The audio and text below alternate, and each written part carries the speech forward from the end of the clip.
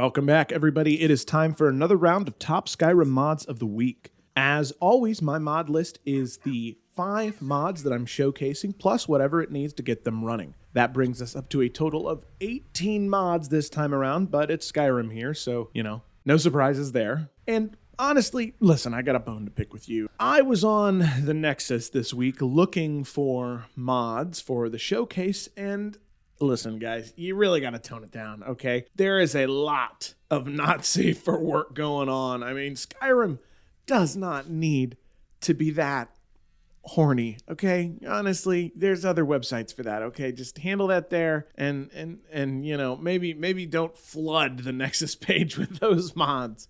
Who am I kidding? Do what you want. It's your game. Whatever. Just couldn't help but notice it this week. So let's go ahead and dive into the showcase. First up is Follower Dialogue Expansion Camilla Valerius. This mod uses AI to generate new dialogue for Camilla. And while AI can be a useful tool, it can also be exploitative. I encourage caution when supporting AI-driven projects, but let's talk about the mod itself. You can recruit Camilla as a follower after completing the Feindal vs. Sven quest and hitting level 10. Finally, Lucan will see that you can keep his sister safe while you guys are out adventuring. The AI does a solid job of matching Lucan and Camilla's tone and intonation, but I have to be honest, some of the lines just sound a little off. Like, listen to this one. If my sister wants to see the world so much, then let her. Let no one say I'm the possessive sibling. There's that uncanny, inhuman quality that's honestly, it's hard to ignore, and the delivery at times feels artificial. Gee, I wonder why. I do appreciate the time and effort the mod author put in, but I'm always going to prefer real human voices. And I understand the argument behind a lot of AI is that, well, it wouldn't have gotten done otherwise. But I think, especially for this use case, for me, I just prefer real voices. That's why 10 out of 10 times I'm going to pick Inigo over any other AI companion out there. Next, we've got Mage Clothing Expansion. This mod doesn't require any additional mods to run, and it adds a nice variety for magic users beyond the typical robes. However, I will admit, the outfits feel a little low quality compared to some of the other mods we're showcasing this week. And I don't mean bad, just not nearly as high quality as what a lot of mod authors have come to release. I'd say they're about on par with vanilla Skyrim textures. And honestly, it looks like they reused a lot of assets from the base game, which is very resourceful. That said, the different styles are cool, but I wish these outfits were compatible with faster SMP. The outfits would really benefit from some enhanced physics that faster SMP provides.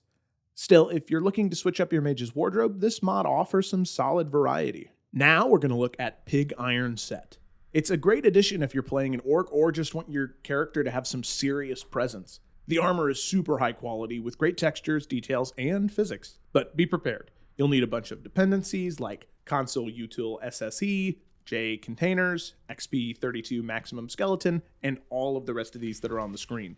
Once you've got it running though, it's a fantastic set. Craftable with the orc smithing perk, it adds a lot of teeth to the orcish aesthetic in Tamriel. And, well, not that orcs need any help getting more teeth, right? Yeah. So if you want to give an orc character or followers a more imposing look, this is a great addition to your mod list. Next up is Windcaller, Mage Robes and Staff. This mod comes with 2 versions, one for the Creation Club users and one for SMP. So if you're not really comfortable with installing that many mods with that many dependencies, or your computer can't handle the physics simulation in some of these mods, you'll want to go with the Creation Club version. And if you're running the SMP version, it does have a long list of requirements similar to the previous mod.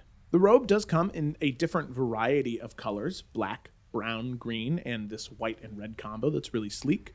But the default is to match the graybeards. And I'm going to be honest, I love these robes so much. They're simple but effective. They have great textures, the physics are really nice, the long, flowy, tattered cloak, and I think they've really inspired my next playthrough.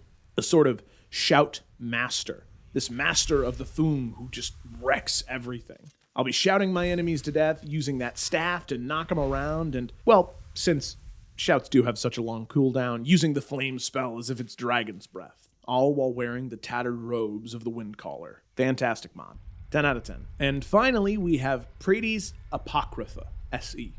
This one does require book covers of Skyrim and focuses on improving the textures in Apocrypha. It's a niche mod, but a welcome one. Apocrypha is one of the coolest locations in the game, especially considering that it's one of the last locations you go to in the final DLC, but it definitely was neglected, I think, in terms of quality textures. This mod smoothly slides in and fixes what Bethesda should have taken care of themselves, but then again, isn't that the story of most mods that come out, period? You won't notice any massive changes, but everything looks cleaner and more refined. It adds some polish to a part of the game that deserved better. And that wraps up our top 5 Skyrim SE mods of the week. If you enjoyed the video, make sure to hit that like button and subscribe for more weekly mod showcases.